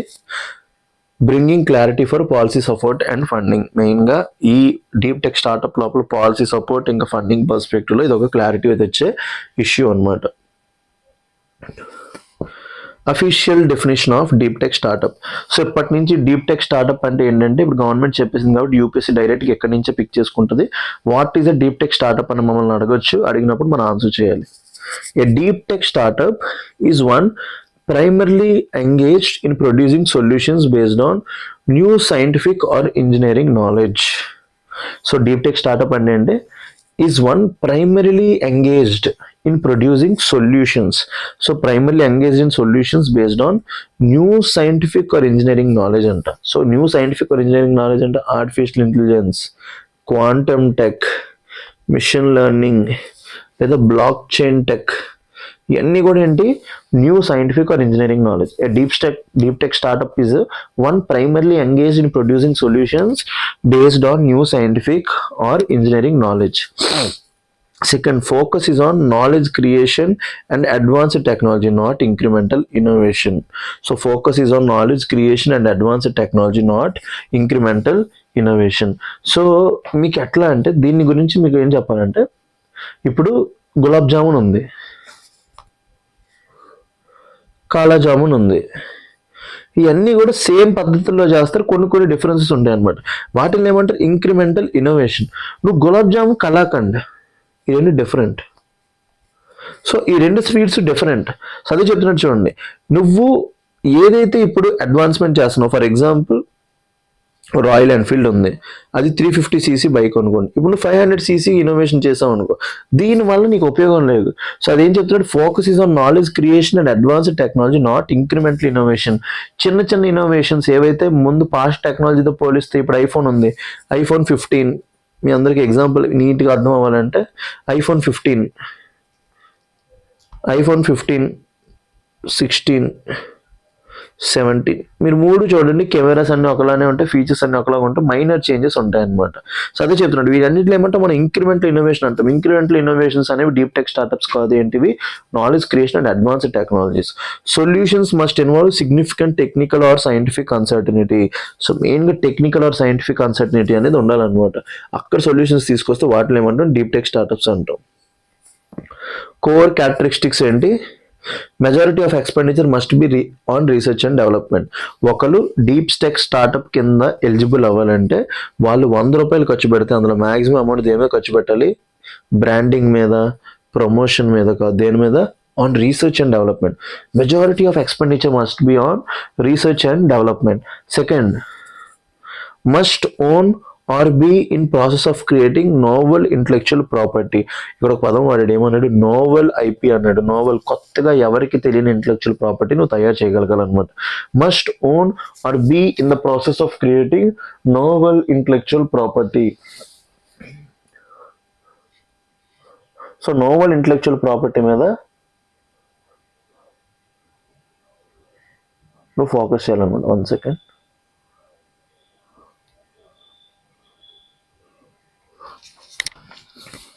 Must own or be in the process of creating novel intellectual property. కొత్తదనం ఏదైనా ఉండాలి. Must take steps to commercialise the IP. Next, ఆ intellectual property ఏదైతే తయారు చేశారో దాన్ని ఐపీ కింద మార్చారు. ఎగ్జాంపుల్, మీరు అందరు గౌతమ్ ఎస్ఎస్సి చూస్తే తను ఒక మోటార్ కనిపెడతాడు అనమాట. సో ఆ మోటార్ని వచ్చేసి అందరూ కొనుక్కోవడానికి చూస్తారు కదా, దేన్ని చూడడానికి? అది కమర్షియలైజ్ చేయడానికి. Typically involves long gestation periods, high capital needs and infrastructure intensive development. So deep tech startups అంటే ఏమేమి ఉంటాయి టిపికల్గా అంటే, లాంగ్ జెస్టేషన్ పీరియడ్స్ ఇవి చేయడానికి చాలా టైం పడుతుంది, ఎక్కువ క్యాపిటల్ కావాలి, and infrastructure intensive development. So అదొక స్టార్టప్స్ కాబట్టి వాళ్ళకంటూ కొన్ని క్రైటీరియాస్ ఉంటాయి. General DPIIT, department for promotion of industrial trade, definition ఏంటి? Less than 10 years old. అది స్టార్టప్ కింద డెసిగ్నేట్ అవ్వాలంటే ఎంత? లెస్ దెన్ 10 years ఓల్డ్ ఉండాలి. Turnover below 200 crores. 200 crore కింద తక్కువ ఉండాలి turnover. Special relaxation for deep startup ఏంటి? Can remain startup for 20 years. So అది 10 years ఓల్డ్ ఉంటే అదేంటి? ఒకవేళ డీప్ టెక్ స్టార్టప్ కింద ఎలిజిబుల్ అయితే 20 years వరకు అది స్టార్టప్ కింద ఉంటుంది. Turn over limit extended to 300 crores. ముందు 200 crore కదా, ఇప్పుడు 300 crores చేసాం. Recognises longer innovation cycles in the deep tech startups అనమాట. సో డీప్ టెక్ స్టార్టప్స్ అనేది చాలా important. Certification and institutional mechanism, obviously ఇది ఎవరు చేస్తారు? DPIIT. Companies must apply to DPIIT for certification as a deep tech startup. ఒక company deep tech startup కింద certify అవ్వాలంటే ఎవరికి పెట్టాలి? Department for promotion of industry and internal trade is a final authority for classification. Decision guided by inter ministerial board of certification. సపరేట్గా decisions ఎట్లా ఉంటాయి? Inter ministerial board of certification. Board includes DPIIT, department of science and tech and department of biotechnology. ఇవన్నీ కూడా కొత్త వాటి మీద discuss చేస్తాయి. Restriction on use of funds. Certified deep startups are barred from investing in. So ఎవరైనా deep startup company కింద అయితే వాళ్ళు ఎందులో ఇన్వెస్ట్ చేయకూడదంటే, ఫస్ట్ వాళ్ళు వచ్చిన డబ్బుల్ని ల్యాండ్ యొక్క కాస్ట్లు పెంచడానికి చేయకూడదు. రియల్ ఎస్టేట్, స్పెక్యులేటివ్ అసెట్స్ అంటే ఈ స్టాక్స్ ఇవన్నీ ఉంటాయి కదా, speculative assets, shares and securities not core to knowledge production. So ఇప్పుడు ఒక కంపెనీ, ఇప్పుడు సొంతూరు కంపెనీ షేర్స్ లోపల పెడితే వాళ్ళకి ఏం ఉపయోగం ఉంటుంది? Shares and securities not core to knowledge production and ensure funds are use strictly for innovation and R&D. So ఇక్కడ ఒక దాని గురించి ఉంది, ANRF, Anusandhan national research foundation. So custodian of the 1 lakh crore research and development innovation fund. Anusandhan national research foundation ఏంటి? 1 lakh crore research and development fund. ఇది aims to invest in emerging technologies and research over 7 years. Anusandhan national research foundation ద్వారా 7 years వరకు కొత్త startups invest చేస్తాం. A proportion of funding will be directed towards deep tech startups. Anusandhan national research foundation నుంచి కొంత డబ్బులు ఇటు వస్తుంది. RDI backed companies may access finance to concessional rates of 2 to 4% with tenure of 15 years. చాలా తక్కువ rate of interest వాళ్ళకి finance వస్తుంది. Question, with reference to deep tech startups in India, consider the following statement. Deep tech startups are primarily engaged in generating solutions based on new scientific or emerging knowledge. అంతే కదా. Second, deep tech startups are allowed a longer operational window, higher turnover threshold compared to other startups. అంతే కదా. 20 years వరకు దానికి startup designation, ఇంకా 300 crore వరకు. Certified deep startups are permitted to freely invest in real estate and speculative financial assets. So ఏవైతే deep tech startups ఉంటాయో ఇలాంటి speculative markets, real estate, other than those companies which are working in emerging technologies వాటిలో invest చేయకూడదు. So answer to this question is 1 and 2 only. So ఇలాంటి questions వచ్చినప్పుడు complete knowledge ఉంటుంది తప్ప క్వశ్చన్ ఆన్సర్ చేయలేం. So I request each and every one బాగా క్లారిటీగా నోట్ డౌన్ చేసుకోండి. Let's go into our third article. 1 second.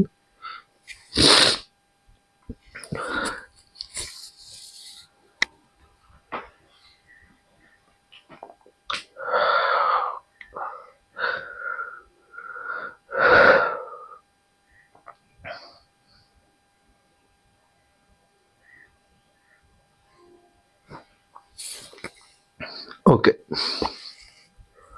Cyber peace summit 2026 to begin in New Delhi tomorrow. New Delhi లోపల ఒక కొత్త సమిట్ స్టార్ట్ అవబోతుంది. పేరేంటి? సైబర్ పీస్ సమిట్ అంట. ఏంటో తెలుసుకుందాం. ఎస్ఎస్సి సీజీఎల్ ఈ ఎగ్జామ్స్ ప్రిపేర్ అయిన వాళ్ళకి చాలా హెల్ప్ అవుతుంది.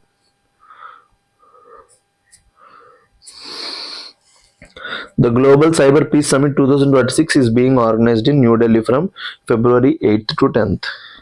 So February 8th to 10th, ఇవాళ డేట్ అంతా 7 కాబట్టి 8th నుంచి 10th వరకు సైబర్ పీస్ సమిట్ అవబోతుంది అనమాట.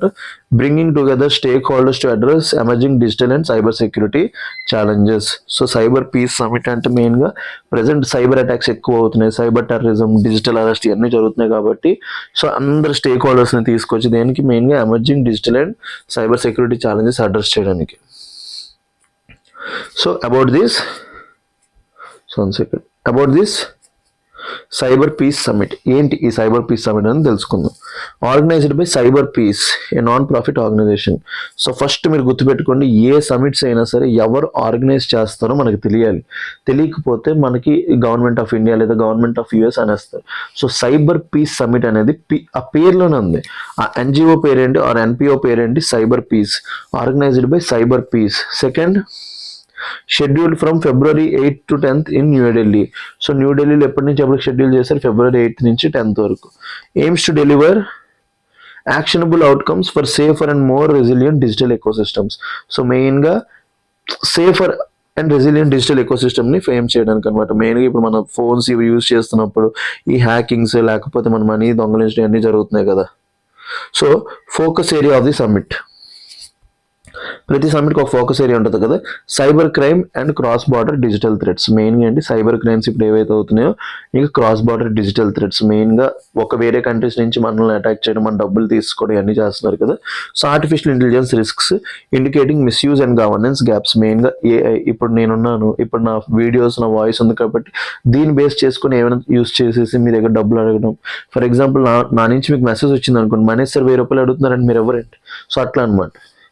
Misinformation and disinformation in the digital space. మెయిన్గా వేరే వాళ్ళ పొలిటీషియన్స్, సెలబ్రిటీస్ యొక్క ఫేసులు యూజ్ చేసేసి డిజిటల్ స్పేస్ లోపల మిస్ఇన్ఫర్మేషన్ అంటే మిస్గైడ్ ఇంకా డిస్ఇన్ఫర్మేషన్ స్ప్రెడ్ చేయడానికి. Protection of critical infrastructure including power, finance and communication systems. So maximum మన ఇండియాలో కానీ మన వరల్డ్లో కానీ maximum critical infrastructure, power, finance అన్నీ కూడా దేని మీద డిపెండ్ అయి ఉన్నాయి? సైబర్ ఎకో సిస్టమ్ మీద డిపెండ్ అయి ఉన్నాయి. ఒక్కసారి దాన్ని హ్యాక్ చేసామంటే మనం ఏం చేయలేము అనమాట. Next, digital governance frameworks and norms. So ఈ సైబర్ పీస్ సమిట్ వల్ల బెనిఫిట్ ఏంటి? ఇండియా లోపల ఏమవుతుంది? ఇది ఇండియాలో అవడం వల్ల మనకు చాలా బెనిఫిట్ అనమాట. Significance for India, positions India as a hub for global cyber security dialogue. So మెయిన్గా సైబర్ సెక్యూరిటీకి సంబంధించి చేసే ఇనిషియేటివ్స్లో ఇండియాని ఒక మంచి పొజిషన్, రెస్పెక్టబుల్ పొజిషన్లో నిల్చోబడుతుంది. Third, supports national priorities on cyber resilience and digital trust. మెయిన్గా మన నేషనల్ ప్రయారిటీస్ని తీసుకొస్తుంది ముందుకు, మెయిన్గా on cyber resilience and digital trust. So ఎందుకంటే మ్యాక్సిమం నెంబర్ ఆఫ్ పీపుల్ ఇప్పుడు ఇండియా లోపల ఏంటి? ఫోన్స్ యూస్ చేస్తున్నారు. మొన్నే చూసాం టెలిఫోన్ డెన్సిటీ 86% ఉంది. ఇంకా 99.9% పీపుల్ దగ్గర ఏమున్నాయి? స్మార్ట్ ఫోన్స్ ఉన్నాయంట. సో దీనివల్ల సైబర్ రెసిలియన్స్, డిజిటల్ ట్రస్ట్ అనేది చాలా అవసరం. ఎందుకంటే మ్యాక్సిమం మన ఇన్ఫర్మేషన్ కానీ మన యొక్క మనీ కానీ మనంతా కూడా ఫోన్స్లోనే, సైబర్ స్పేస్లోనే ఉంచుతున్నాం కాబట్టి that is very important. Alliance with India's expanding digital public infrastructure. So మన డిపి ఎక్స్పాండ్ అవుతుంది కాబట్టి దీంతో ఇది లింక్ అవుతుంది. సో ఏంటి సైబర్ పీస్ తెలుసుకుంటే, 1 సెకండ్. హలో, చెప్పు లారీ. ఉంది పెడతాను, రికార్డ్ పెట్టేస్తాను. ఉంది మధ్యాహ్నం రికార్డ్ చేసి వస్తున్నా, సరేనా?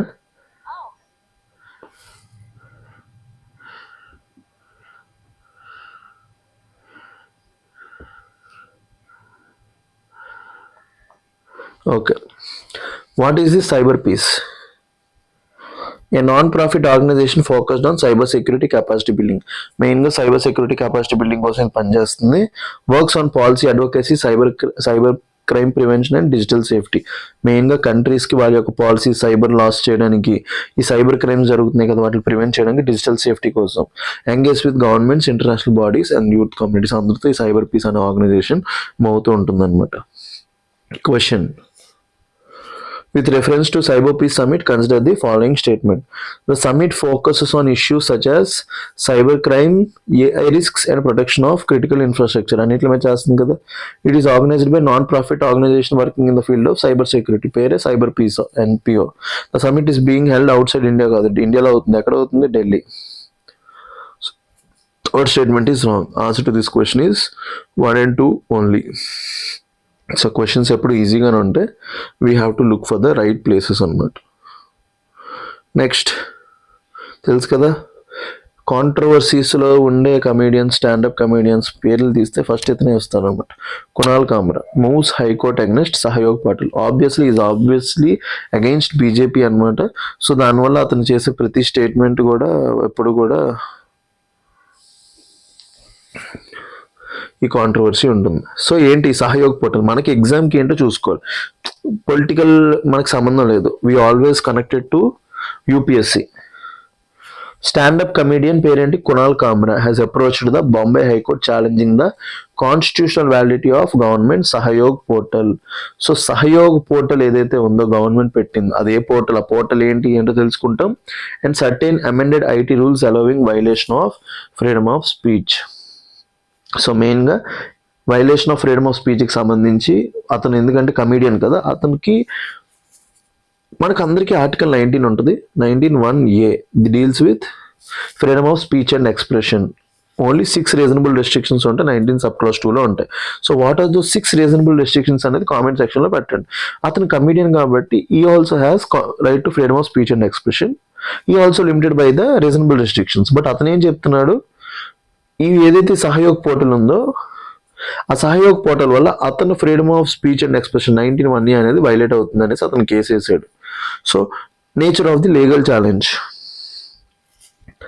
Petition challenges the Sahyog portal. Sahyog portal government యొక్క పోర్టల్ సహయోగ్. ఇది ఇంపార్టెంట్ ఎగ్జామ్కి ఇప్పుడు మీరు గుర్తుపెట్టుకోవాలి. And rule 3(1) sub clause D of the IT rules amendment. Rule 3(1) sub clause D of IT rules argues that framework enables blocking and takedown of online content on vague grounds. So అతను ఏం చెప్తున్నాడంటే, లా అనేది ఎప్పుడు కూడా మీ అందరికి ఎప్పుడు చెప్తుంటాను, return, comprehensive and క్లియర్గా ఉండాలి. లా అనేది ఎట్లా ఉండాలి? రిటర్న్, కాంప్రిహెన్సివ్ అండ్ క్లియర్గా ఉండాలని చెప్తున్నా. అతను ఏం చెప్తున్నాడంటే, ఈ సహయోగ్ పోర్టల్ ఏదైతే ఉందో enables blocking and take down of online content on vague down. So అతను ఒక పోస్ట్ చేసాడు అనుకోండి, ఆ కంటెంట్ని బ్లాక్ చేయడం కానీ, ఆ కంటెంట్ని తీసేయడం కానీ ఆన్ వేగ్ గ్రౌండ్స్ అనేవి కరెక్ట్గా లేవంట. Claims that provisions are unconstitutional and unreasonable. So ఈ 19 సబ్ క్లాస్ 2లో ఉండే రీజనబుల్ రిస్ట్రిక్షన్స్ దాటి ఇవి బాగా వేగ్గా ఉన్నాయంట. సో అందుకోసం ఈ సహయోగ్ పోర్టల్ ఇంకా రూల్ 3(1)(d) ఆఫ్ ఐటీ రూల్స్ని అడుగుతున్నాడు అనమాట. Arguments on fundamental rights. Alleged infringement of 19(1) subclause A freedom of speech and expression.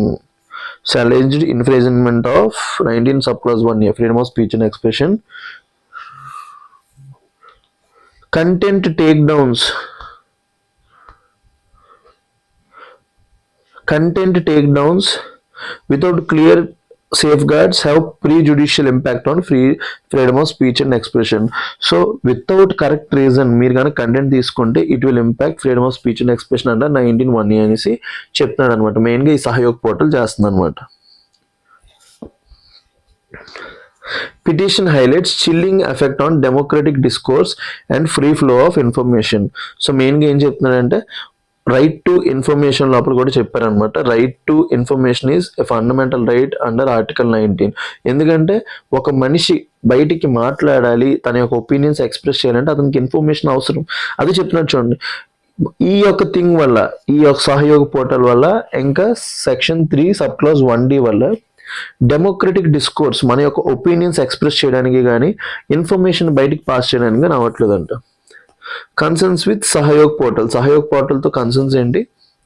సహయోగ్ is a centralised online platform. Sahyog అనేది ఏంటంట,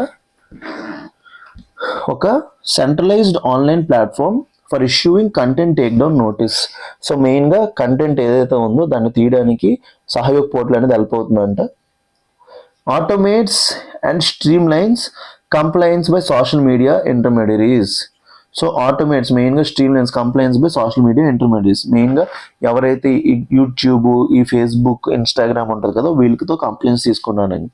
petition contents that continues functioning of the portal curtail citizens right. So మెయిన్గా ఏంటి, ఈ portal అనేది citizens యొక్క freedom of speech and ఎక్స్ప్రెషన్ని violate చేస్తుందంట. Relief sought ఏంటి, ప్రస్తుతానికి సహయోగ్ పోర్టల్ సస్పెండ్ చేయమని. Suspension of Sahyog portal until the final hearing of the petition. So మెయిన్గా జడ్జిమెంట్ వచ్చినంత వరకు ఈ పోర్టల్ సస్పెండ్ చేయమని. Judicial scrutiny of the legality of delegated legislation under IT rules. So section 3 sub clause 1D. So ఇక్కడ ఒక పదం వాడాడు, delegated legislation అన్నాడు. సో పాలిటీలీ పదం చాలా ఇంపార్టెంట్. డెలిగేటెడ్ లెజిస్లేషన్ అంటే ఏంటి, పార్లమెంట్ మొత్తం యాక్ట్ పాస్ చేయలేదు, parliament just only passes the skeleton అనమాట. పార్లమెంట్ జస్ట్ స్కెలిటన్ పాస్ చేస్తుంది, దానికి ఫ్లష్ యాడ్ చేయడం, అన్నీ యాడ్ చేయడం ఎవరు చూసుకుంటారు, ఎగ్జిక్యూటివ్ చూసుకుంటారు. అందుకే మీకు లా కింద మనకి ఏముంటాయి, రూల్స్ ఉంటాయి. రూల్స్ అనేవి మినిస్ట్రీ అనేది నోటిఫై చేస్తుంటుంది అనమాట. సో దాన్ని ఏమంటాం, డెలిగేటెడ్ లెజిస్లేషన్ అంటాం అనమాట. సో సహయోగ్ పోర్టల్ అంటే ఏంటి, launched by ministry of home affairs. సహయోగ్ portal ఎవరు లాంచ్ చేశారు, ministry of home affairs. AIIMS to improve coordination between law enforcement agencies and social media intermediaries. So Sahyog portal మీద question వచ్చే chance ఉంది. నాకు ఎందుకు అనిపిస్తుంది సహయోగ్ పోర్టల్ ఎవరి కింద కంట్రోల్లో ఉంటుంది. So Sahyog portal is launched by ministry of home affairs. గుర్తుపెట్టుకోండి, సహయోగ్ పోర్టల్ మీరు అందరూ ministry of information, ministry of electronics and information technology అనుకుంటారు, బట్ సహయోగ్ పోర్టల్ అనేది ఎవరు లాంచ్ చేశారు, ministry of home affairs. So ఇక్కడ ఎగ్జామ్ లోపల మనం లాక్ చేసే ఛాన్స్ ఉంది. AIIMS to improve coordination between law enforcement agencies and social media intermediaries. So మెయిన్గా కోఆర్డినేషన్ పెంచడానికి, facilitates reporting and removal of unlawful content, మెయిన్గా bad content, enables data request under information technology act. Relevant provisions of IT Act ఏంటి, Section 69A empowers the center to block public access online content in the interest of sovereignty, security and public order. So Section 69A use చేసి మనకి central government power ఉంది online content black చేయడానికి, in the interest of sovereignty, security and public order. Section 79 provides safe harbor protection to the intermediaries if they act neutrally and comply with due diligence requirements. So ఇక్కడ ఒక పదం use చేశాడు, safe harbour అన్నాడు. Safe harbour అంటే నేను మనీష్ ఇన్స్టాగ్రామ్లో account open చేశా, post చేశా టెర్రరిజం కోసం. ఇప్పుడు గవర్నమెంట్ వెళ్ళి ఇన్స్టాగ్రామ్ అని పట్టుకుంది అనుకోండి, ఇన్స్టాగ్రామ్ పని అయిపోద్ది అనమాట. నేను ఏ కంటెంట్ పోస్ట్ చేసినా ఇన్స్టాగ్రామ్ వాడికి సంబంధం లేదు అని చెప్పే రూల్స్ని ఏమంటాం, సేఫ్ హార్బర్ రూల్స్ అంటాం అనమాట. వాళ్ళకి ఎప్పటివరకు సేఫ్ హార్బర్ రూల్స్ ఉంటాయంటే when they comply with due diligence requirements, government చెప్పిందని కంప్లై అయినంత వరకు. సో అది చెప్పేదే Section 79 అనమాట.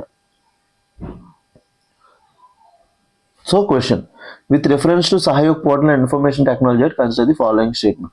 The Sahyog Portal is operated by Ministry of Home Affairs to coordinate content takedown between law enforcement agencies and intermediaries. అందుకోసమే కదా సహయోగ్ portal. Section 69A of IT Act empowers government to block online content in specific circumstances. ఏంటంటే sovereignty, security and public order. Section 79A of IT Act makes intermediaries automatically liable for third party content hosted by them. So అది కాదు, దాన్ని ఏమంటాం, safe harbour rules అంటాం. ఇప్పుడు ఎవరో ఆ content post చేస్తే దానికి సోషల్ మీడియా ఇంటర్మీడియట్స్ లైబుల్ కాదు, వాటిని ఏమంటాం, సేఫ్ హార్బర్ రూల్స్ అంటామని ఇప్పుడే చెప్పాం. సో Section 79 ఈస్ ఆపోజిట్ ఇక్కడ చెప్పాడు అనమాట. So answer to this question is 1 and 2 only. So answer to this question is 1 and 2 only. ఎందుకు third statement is wrong. So Section 79 of IT Act deals with safe harbour rules. So third party intermediates ఏదైతే post చేస్తారో దానికి social media intermediates liable కాదు. Next,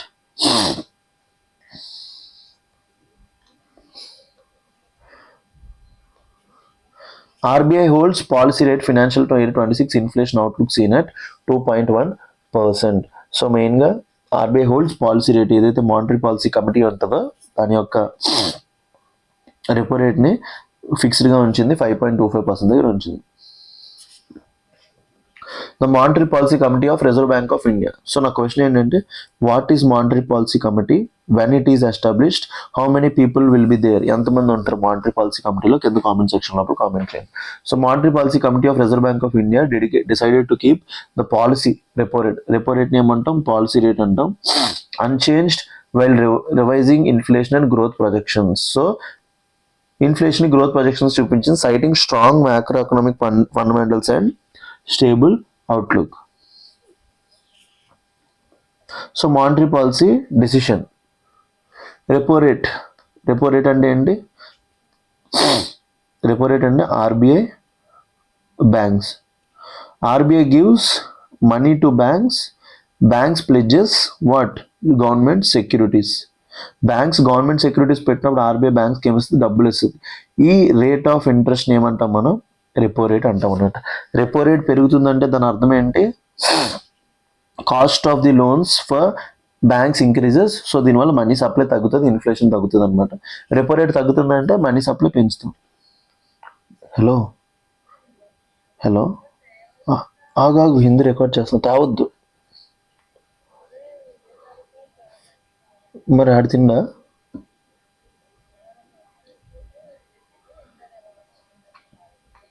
అదే నేను ఇంకా ఇప్పుడు ఇంట్లో ఉన్నాను, రికార్డ్ చేస్తున్నా. నాకు నైట్ తెలీదు, మార్నింగ్ లేగలేకపోయాను. సరే నేను రికార్డ్ చేస్తున్నాను.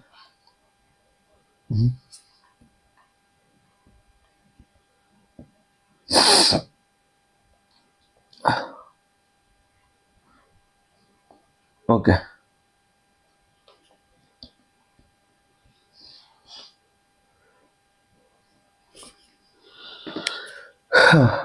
మానిటరీ పాలసీ డెసిషన్ ఏంటి, రెపో రేట్. రెపో రేట్ అనేది ఏంటి, rate at which banks get money for RBI, so by pledging the G sec, దాన్ని ఏమంటాం, రెపో రేట్ అంటాం. దాన్ని కాన్స్టెంట్ గా ఉంచింది. Decision taken unanimously by monetary policy committee. Monetary policy కమిటీలో 6 మెంబర్స్ ఉంటారు, అందరూ కలిపి తీసుకున్నారు. RBI decided to continue with neutral stance. So neutral stance అంటే ఇన్ఫ్లేషన్ మీద నెగిటివ్ గా లేదు, పాజిటివ్ గా లేదు. Inflation outlook, financial year 26 inflation projected at 2.1%. So financial year 26 అంటే ఏంటి, 25-26 లాస్ట్ ఇయర్ మొత్తానికి ఇన్ఫ్లేషన్ ఎంత ప్రొజెక్ట్ చేసింది, 2.1%. CPI inflation for quarter financial year 27 4%, and Q2 of financial year 27 4.2%. ఇప్పుడు 26-27 ఇప్పుడు మనం ఉన్నాం కదా, ఏప్రిల్ నుంచి నెక్స్ట్ సెప్టెంబర్ వరకు ఇన్ఫ్లేషన్ 4% యావరేజ్గా ప్రొజెక్ట్ చేసింది. Core inflation expected to remain range bound. Core inflation అంటే CPI headline inflation minus food and fuel, ఇది తీసేసి దాని ఏమంటాం, ఫ్యూయల్ ఇన్ఫ్లేషన్ అంటే అది రేంజ్ బౌండ్ ఉంటుందంట. Slight upward revision attributed mainly to rise in precious metal prices. మెయిన్గా precious metals ఉంటాయి కదా, వాటి ప్రైజెస్ పెరిగాయి. ఇన్ఫ్లేషన్ రిస్క్స్ మెయిన్గా ఏంటి, geopolitical tensions, volatility in energy prices pose upside risks. మెయిన్గా ఇప్పుడు ఆయిల్ ప్రైజెస్ ఇవన్నీ పెరిగాయంటే ఆబ్వియస్లీ ఇన్ఫ్లేషన్ అనేది పెరిగిపోద్ది. అడ్వర్స్ వెదర్ ఈవెంట్స్, నిన్నే మనం మాట్లాడుకున్నాం కదా, ఎల్నీనో రావచ్చు జూన్లో అని, ఒకవేళ అది వస్తే ఫుడ్ ప్రైజెస్ పెరుగుతుంది. Trade tensions add uncertainty to global inflation trend. Growth outlook, economic activity remain resilient. Real GDP growth projections, Q1కి ఎంత పెట్టారు, 6.9, ఫినాన్షియల్ ఇయర్ 27 Q2కి 7% పెట్టారు, టోటల్గా 7%. గుర్తుపెట్టుకోండి, ఇయర్ 7.4, లాస్ట్ ఇయర్ 6.6, ఆ ముందు ఇయర్ 8.2. ఇప్పుడు ఫినాన్షియల్ ఇయర్ 27 అంటే ఇప్పుడు 26-27కి 7% ప్రొజెక్ట్ చేస్తున్నారు అనమాట. Overall growth outlook described as favourable with balance risks.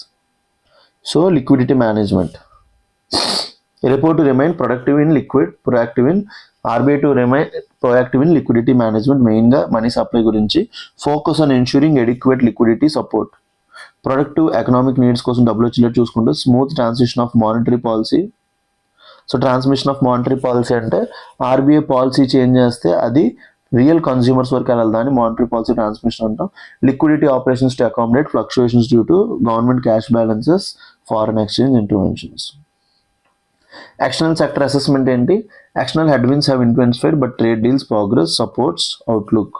So external headwinds అంటే బయట కంట్రీస్ వద్ద ప్రాబ్లమ్స్ పెరుగుతున్నాయి, బట్ ట్రేడ్ డీల్స్ రీసెంట్గా యూతో ఎఫ్టీఐ యూఎస్తో ట్రేడ్ డీల్ వల్ల సపోర్ట్ చేస్తుంది. RBI noted strong macro economic fundamentals including external sector.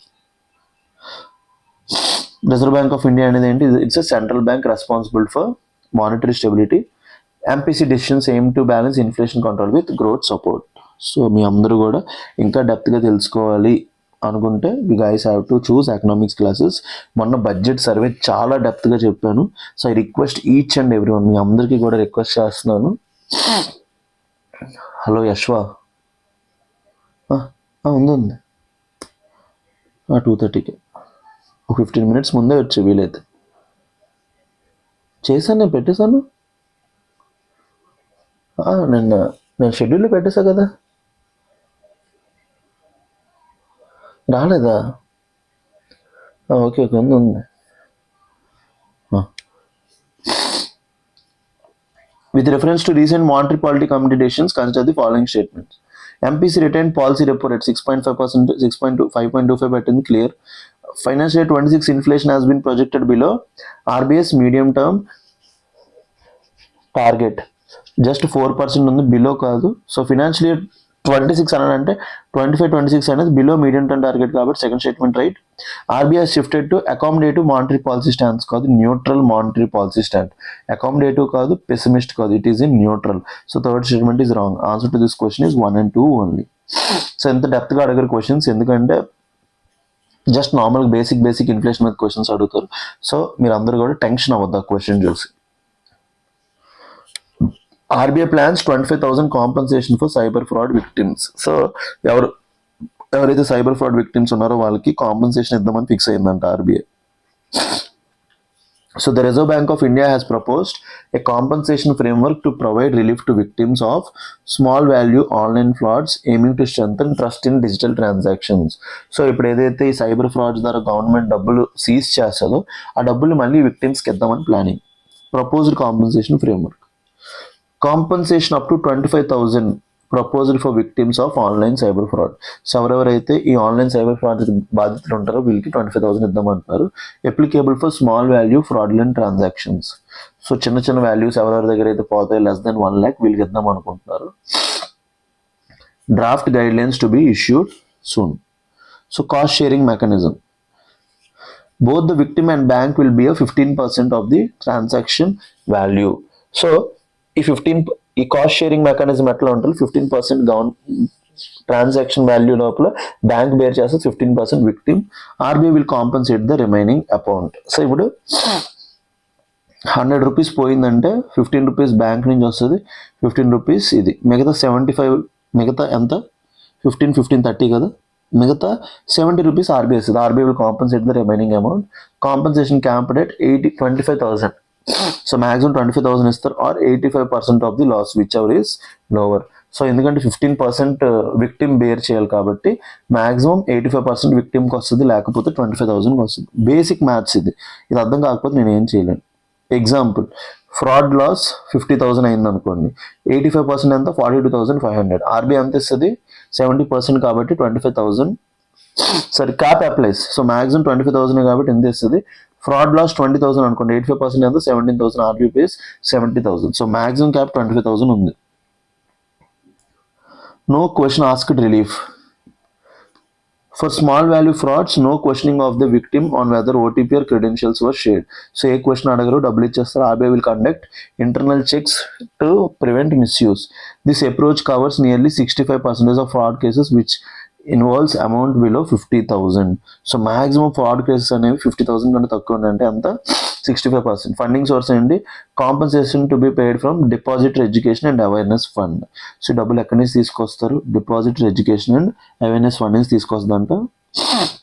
The fund currently holds 85,000 crore. So depositor education and awareness fund ఎంత ఉందంటే ప్రెసెంట్ గవర్నమెంట్ డబ్బులు 85,000 crore ఉందంట. Rationale behind the move ఏంటి? Small value funds from large proportion by number through not by value. Objective is to protect customers. దాని గురించి తీసుకోవచ్చు. Prelims question. With reference to proposed RBI framework for compensating cyber fraud victims, consider the following statement. The maximum compensation proposed is 825,000 or 85%, whichever is lower. అంతే కదా, ఏ తక్కువైతే దానికే వస్తుంది. 15% ఎందుకు తగ్గించారంటే 15% ఎందుకు ఇచ్చారంటే తగ్గించారంటే అది విక్టిమ్ని. Compensation will be paid entirely by commercial banks కాదు.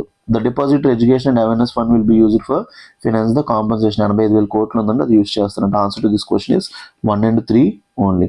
సో మీ అందరికీ కూడా అనాలిసిస్ నచ్చింది. So I request each and every one, if you guys are liking this initiative, so మీరు అందరూ కూడా ఎల్టీఎక్స్ క్లాసెస్లో నా కోర్సెస్ ఏవైతే ఉన్నాయో పాలిటీ కానీ ఎన్వైర్న్మెంట్ కానీ